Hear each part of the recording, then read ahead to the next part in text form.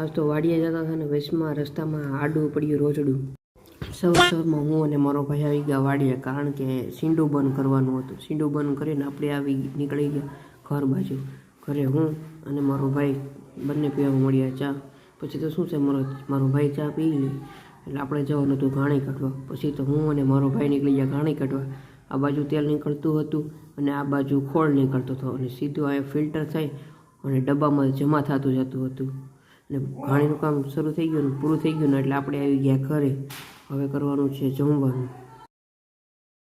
બપોરે જ કરી લીધું. બપોરા કરીને આપણે નીકળી ગયા વાડી બાજુનો. રસ્તામાં આડું પડ્યું રોજડું અને આવી ગયા વાડી અને હાંકવા મળ્યા સાથી.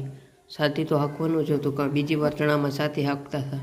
અને પછી તો શું છે, સાથી હાંકી અને આપણે આવી ગયા રીંગણી અને મરચાંનો રોપ નાખવા.